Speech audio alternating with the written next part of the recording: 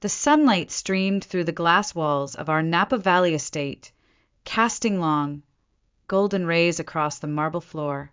I stood alone in the kitchen, gripping the letter with trembling hands. The words at the top read, "Congratulations." Below that, the seal of Stanford University shone like a symbol of everything I had fought for. My heart pounded, not with anxiety but pride. After years of staying up until 2 a.m., studying while everyone else slept, this moment was finally mine. "Mom? Dad?" I called, trying to steady my voice. "I got in. Stanford. I got in." Footsteps echoed down the hallway. My mother appeared first, pristine in her pressed cream suit, heels clacking against the tiles. Her expression was unreadable, almost cold. My father followed behind her, his phone still in hand, his tie loosened like he hadn't bothered to prepare for anything important. "That's nice," Mom said, her voice soft but distant. "Stanford is very competitive. Congratulations, Isla." I blinked. That was it. No jug, no smile? I looked at Dad, hoping for more. "We need to talk," he said instead. Something in his tone made my stomach twist. We walked to the living room, the one we only used for guests or serious discussions. The Stanford letter still clutched in my hand, I sank into the velvet armchair. My parents sat across from me on the long leather sofa. Dad rested his elbows on his knees and sighed. "It's about your college fund," he began. "We've made a strategic decision." I froze. That word, strategic, it always meant Ethan. "Your brother's startup has gained some serious traction," Mom continued. "He's working on a new battery storage system. If it works, it could change the clean energy industry." I didn't say anything. I already knew where this was going. "We've decided to invest in his company," Dad said. "All of it." I frowned. "All of what?" Mom looked away. Dad didn't flinch. "The full amount, $300,000. My breath caught. The room tilted slightly. You mean my college fund? The money you've been saving since I was born?" Dad gave a stiff nod. "It's an opportunity we couldn't pass up." "Ethan's project," I stood abruptly. "You gave everything to Ethan? Without even asking me?" "You'll just have to take out loans like everyone else," Mom said coolly. "Or maybe defer a year. There's a perfectly good community college nearby." "Community college?" I laughed, but it came out choked. "You told me to aim for the stars. You promised me this was for my future." "You're being selfish," she snapped. "This is for the family." "No, y whisperat. It's for Ethan. It's always been for Ethan." My father's voice boomed across the room. "Enough, Isla. You will support this family's decision. Be mature." I looked at them, the people who had always told me to be responsible, to work hard, to earn everything I got. And I had, but it had never been enough. In that moment, something inside me cracked. A quiet, final break. I nodded slowly, folded the Stanford letter, and stood without another word. As I climbed the stairs to my room, I didn't cry. I didn't scream. I just started packing. As I folded my clothes into the suitcase, no plan, no destination, just a primal need to leave, my mind kept looping back like a broken reel of film. I had spent the last 18 years preparing for a future that was never meant to be mine. Ethan had always been the golden child.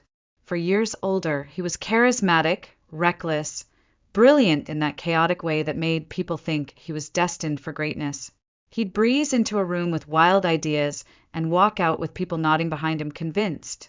Our parents saw him as a visionary, a genius, a leader.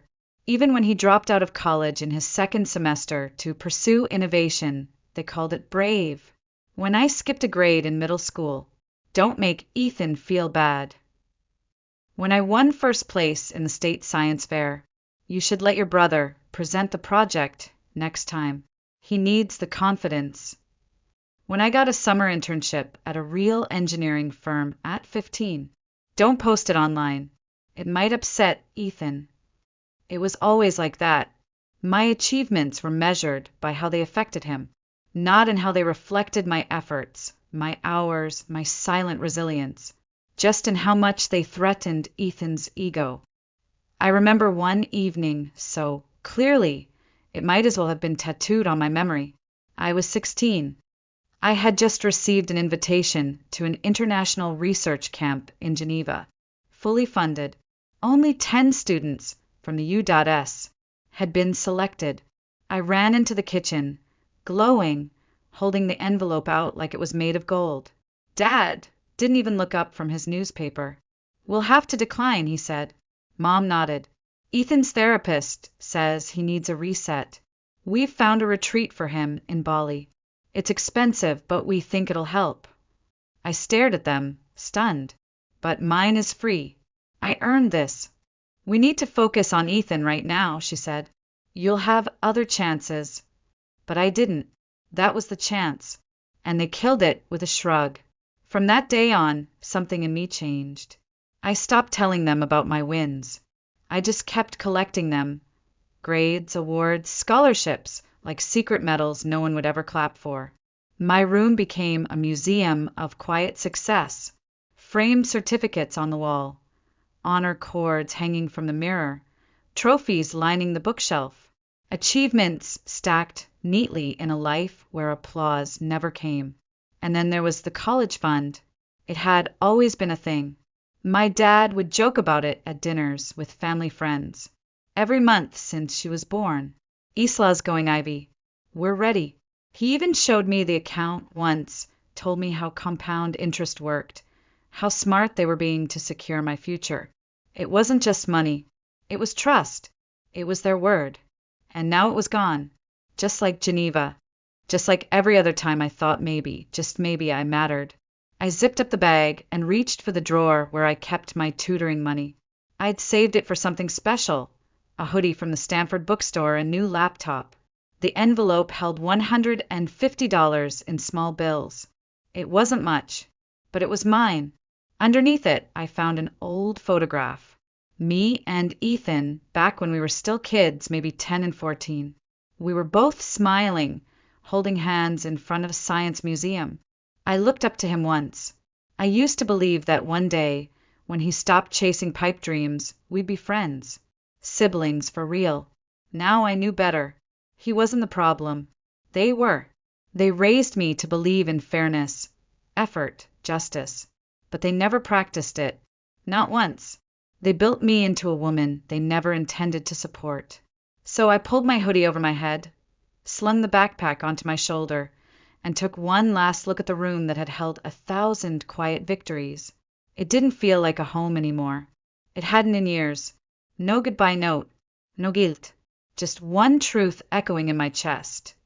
I was done being the backup plan. The bus ride to San Diego took 10 hours, but it felt like years. I sat in the back, hoodie pulled low, face pressed to the cold glass as the vineyards and valleys of Napa blurred into endless freeway. The letter from Stanford was still folded in my backpack, along with a few changes of clothes, my laptop, and the envelope with $150 in cash. My entire life, 18 years of dreams, effort, perfection, fit neatly under the seat in front of me. No one texted. No one called. Not even a "Where are you?" from Mom. I kept staring at my phone screen until the battery drained to black. Somehow that felt fitting. It was 2:17 a.m. when I stepped off the bus into the damp coastal air of San Diego. The station reeked of bleach and overcooked fries. A man in a sleeping bag mumbled something to himself near the vending machines. I pulled my bag tighter, walking fast like I had somewhere important to be. I didn't. The first motel I found was a squat building with flickering neon that said Ocean View, even though the only view was of a cracked parking lot. The receptionist, a guy in a tank top with greasy hair and sleepy eyes, barely looked at me. "Night rates $42. Cash up front," he said. I hesitated. That was nearly a third of what I had. But I nodded, slid the bills across the counter, and took the key to room 3B. The room smelled like mildew and burnt coffee. The bedspread had cigarette holes. The lamp tilted at an odd angle, like even it had given up. I sat on the edge of the bed and stared at nothing for a long time. I wasn't scared. Not exactly. It was something else. A hollow, echoing quiet. The kind that fills your chest when you realize you could disappear and no one would notice. I curled up fully dressed, hugging my backpack like it was the only thing still tethered to me. And maybe it was. By morning, I had a plan. I didn't need their money. I didn't need their name. I just needed a job.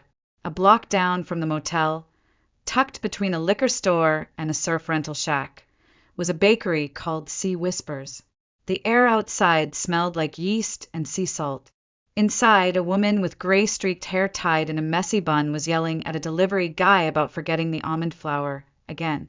Her name tag said Maria. She noticed me standing by the door. I must have looked like hell. "Something wrong with your mouth, kid?" she barked. I swallowed. "No, ma'am. Just wondering if you're hiring." She raised an eyebrow, looked me over. My oversized hoodie, the circles under my eyes, the way I clutched my bag like it held the rest of my soul. "You ever wash dishes?" "Yes, ma'am." "You lie good. That's a start. Coming back." And just like that, I had a job. Minimum wage. No benefits. No questions. Maria was tough, but fair. She yelled often, but not cruelly. I scrubbed pans and wiped counters and swept floors until my fingers cracked from the soap. But every evening, when the last croissant was sold and the last latte poured, she gave me a hot meal and let me sit by the window with a notebook and my laptop. I watched tourists come and go. I watched sunsets I never had time for before. I watched myself slowly begin to unlearn the silence. No one here knew my last name. No one compared me to a brother who could do no wrong. No one reminded me of the future I'd lost. It was terrifying. It was liberating. One night, I asked Maria why she hired me. "You looked like someone who'd been pushed off a cliff," she said. "I've seen that look before, and I know what it means." I looked down at my scraped knuckles. "What does it mean?" "It means you either crash," she said, lighting a cigarette, "or you learn how to fly." That night, I opened my laptop and created a folder on my desktop. Its name was simple: Start Over. No one in San Diego knew the name Isla Carter, and I liked it that way. I started introducing myself as Kate. It was simple, common, clean. I didn't even think twice. The first time Maria introduced me to a supplier as Kate, our new dishwasher, I didn't correct her. I just smiled, wiped the flour off my hands, and shook the man's hand like it had always been mine. Kate didn't cry in motel bathrooms. Kate didn't flinch every time a parent praised their child. Kate was too busy planning. Every evening after work, while Maria counted cash and closed the register, I sat by the bakery's front window with my laptop open and fingers flying. I built a simple website from scratch using the HTML and Java I'd learned in AP Computer Science. White background, navy font, minimalista logo, a single tagline, elite academic coaching from the Ivy League to you. I didn't lie. I didn't say I attended Stanford. I wrote, accepted to Stanford University, class of 20XX, deferred. It was technically true. I created profiles for packages, SAT prep, college essay consulting, AP tutoring. I even listed fake testimonials from past clients, each with carefully chosen first names and vague praise. We couldn't have gotten into Columbia without Kate. Ariella, parent, clear, calm, and incredibly smart. James, student by the end of the week. I had business cards printed at an all-night print shop. I walked back with them in my pocket like they were gold. The first client came faster than I expected. One of our regulars at the bakery, a woman named Vanessa, who always ordered almond croissants and almond milk lattes, overheard me helping Maria's niece with her trigonometry homework during a break. "Do you tutor?" she asked, brows raised. "Yes," I said without hesitation. "College admissions, test prep, STEM subjects mostly." "Good. My son's flunking AP chemistry. You're hired." That was the moment. The crack in the dam. By the end of the first month, I had 5 students, mostly rich, mostly bored, and mostly desperate for college dreams they hadn't earned. But I didn't judge them. I used them. Every mistake they made was another lesson I could monetize. I moved out of the motel and into a shared studio with 2 other girls who worked late-night shifts at a nearby hotel. We barely spoke, but that was fine. I wasn't there to make friends. By month 3, I was making enough to quit my shifts at Sea Whispers, though I still came in twice a week to help Maria with her books and inventory. She didn't pay me anymore. We developed a silent understanding. I helped her keep the bakery alive, and she helped me remember I was more than what they left behind. "You're good with numbers," she said one night as I recalculated supplier margins and optimized her delivery schedule. "But you're better with people. That's where the real power is." She was right. It wasn't just the tutoring. It was what the parents wanted from me. Hope, direction, someone who would tell them that their child, even with a 2.8 GPA and 0 extracurriculars, still had a chance at Yale, if they just worked hard enough. They didn't care about my name, or my family, or my pain. They only cared about what I could deliver. And I delivered. I began recruiting. Quietly. A girl who'd gotten into MIT but deferred. A guy who'd dropped out of Harvard because he couldn't afford the second semester. A valedictorian from Georgia who needed to pay rent. I offered them 70% of the fee. I handled branding, parent relations, scheduling. They tutored. It worked. Soon, elite academic coaching wasn't just me. It was a network, a system. I filed an LLC under Monroe Consulting. No trace of Carter. No connection to Napa. Just Kate Monroe, 20 years old, CEO of a fast-growing education brand with a wait list of clients stretching from Los Angeles to Seattle. The world that had once slammed its door in my face was now letting me in through a side entrance. And I wasn't going to knock. I was going to build a new house. My way. It was late on a Thursday night when the past came knocking. I had just wrapped a session with a senior named Lucas who was applying early decision to Yale, and we were dissecting his essay about overcoming adversity that mostly involved not making the tennis team his junior year. I logged off Zoom, rubbed my temples, and opened my emails. Buried between client inquiries and tutor schedules was a message flagged important from my financial analyst, Marcus. Subject: New investment opportunity urgent, look attached. An executive summary and debt profile for Carter Tech Energy Solutions. My heart stopped. I hadn't seen that name in over a year. I hadn't spoken it in almost 2. I clicked. The file opened with a simple header, Confidential Internal Review Investor Package, and there it was. My father's company. The pride of Richard Carter. The legacy Ethan was supposed to modernize with his vision. Except the numbers told a different story. The valuation had plummeted 60% in 18 months. A failed partnership with an energy startup in Berlin had cost them $12 million. Their flagship product, a next-gen battery unit, was stuck in legal limbo over intellectual property violations. My breath hitched when I saw the project name. Project Atlas. No, it couldn't be. That was mine. I'd developed a version of that exact storage system, cleaner, more scalable, more stable, for a private energy firm 6 months ago. My design, my equations, my simulations. It had become the backbone of Blue Nova Systems, a subsidiary I'd helped fund under Monroe Ventures. And now Carter Tech was pushing an inferior, barely functional copy. Ethan's signature was on the proposal. He'd stolen the concept. Or tried to. Sloppily. The file went on to detail mounting debt, investor losses, and a desperate need for a capital injection. They were seeking $50 million to avoid total collapse. The final page listed potential investors, a short list of tech firms, venture capital funds, and Monroe Holdings. I leaned back in my chair, staring at the name I'd chosen years ago to break from the family that discarded me.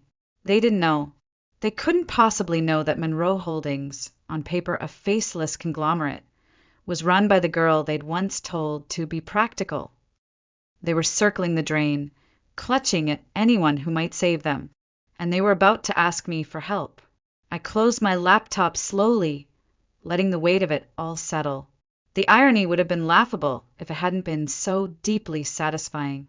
After all the begging I'd done at 16 just to be seen, to be valued, not praised, just heard, now they needed me more than I ever needed them. I thought about letting them drown. Let Ethan choke on the ashes of his genius. Let my father watch his empire collapse. Let my mother taste what it was like to be told no for the first time in her life. But something inside me shifted. No, that wasn't the plan. Letting them fall wouldn't be enough. I wanted them to see me, not as the daughter they dismissed, but as the woman they never thought I could become. The woman who held all the cards, quietly, completely. I picked up my phone and called Marcus. Set up a meeting, I said, but keep the Monroe name on the paperwork. I don't want them to know who I am. Not yet. He paused. Any conditions? I smiled to myself, eyes fixed on the screen where Ethan's signature glared back at me like a child's crayon scribble. Not yet, but trust me, there will be. The elevator doors opened with a soft chime, revealing the same glass corridor I had walked down so many times as a child, back when I still believed this building represented something permanent. Carter Tech headquarters hadn't changed. Same gleaming floors, same self-important marble statue in the lobby, same receptionist desk where I once waited while my father gave bored presentations behind closed doors. Only this time, I wasn't here to be ignored. I was here to take everything back. The assistant assigned to escort me, young, nervous, clearly new, called me Miss Monroe with such respect it almost made me laugh. She offered to take my coat. I declined. I wanted them to see me exactly as I was, sharp-angled navy blazer, silk blouse, heels that echoed with every step. The kind of woman, my mother once said, tried too hard. I was no longer Isla Carter, and I was certainly no longer trying. The boardroom was a rectangular tomb of desperation, dressed in luxury. Leather chairs, walnut table, 10 men and women in suits, eyes heavy with worry.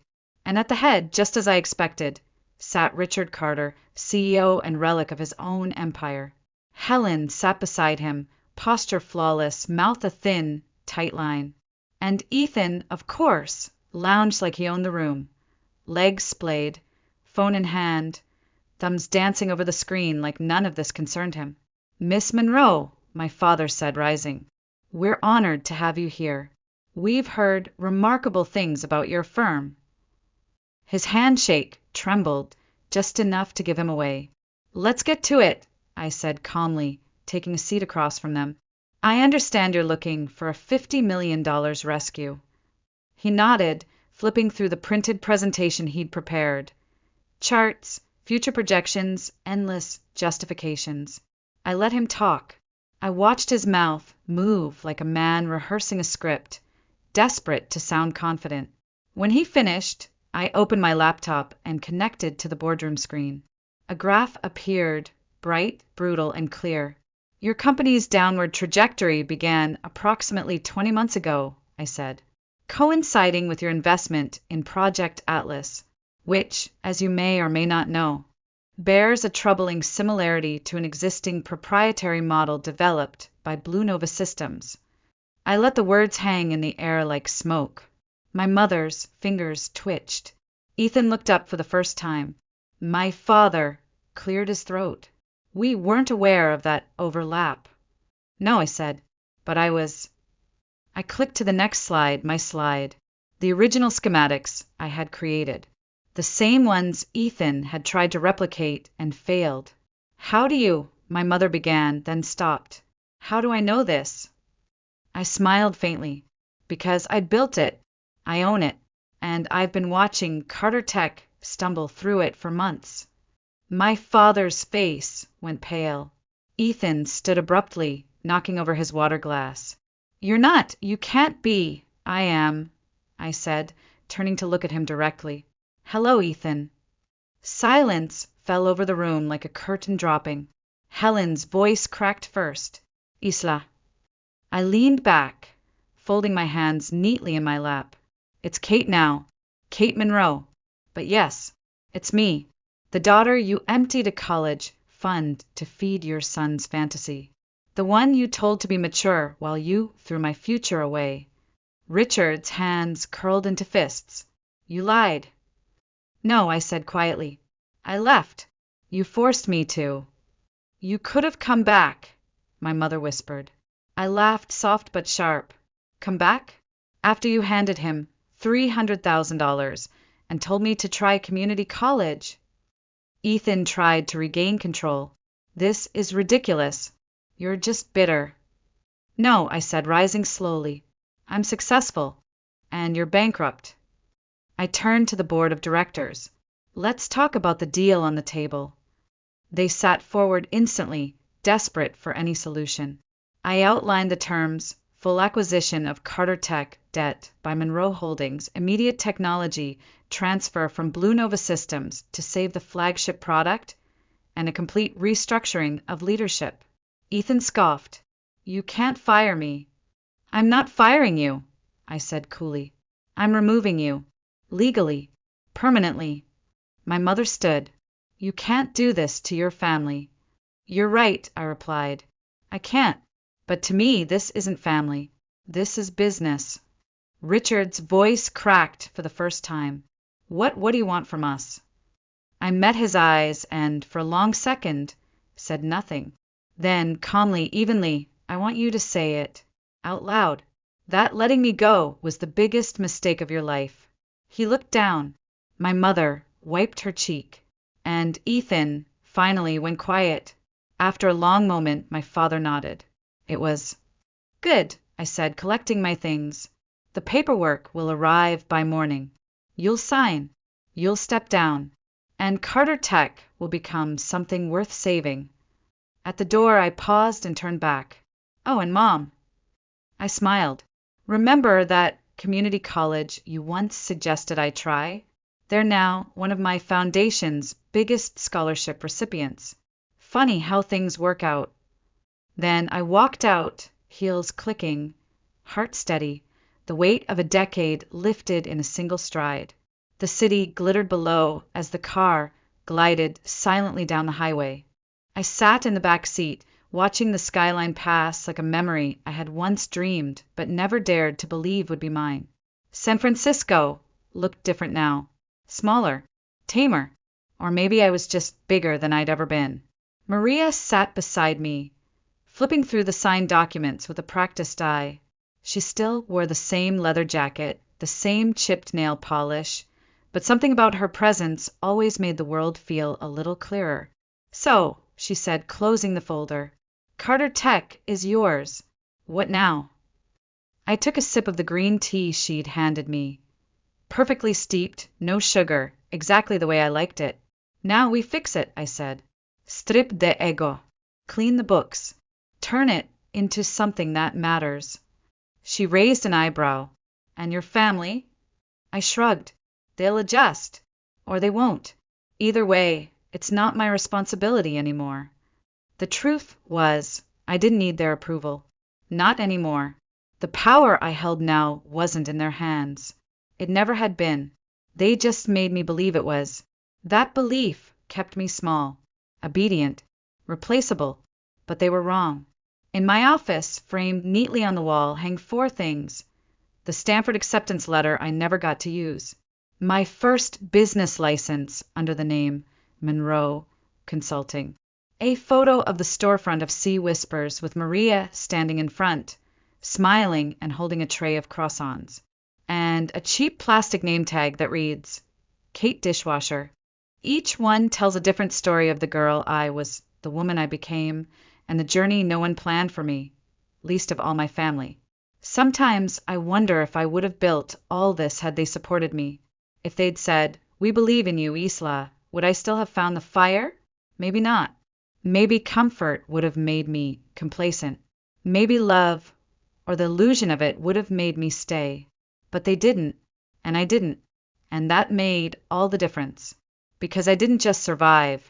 I didn't just succeed. I built something bigger than them, bigger than their expectations, bigger than their legacy. I built something of my own.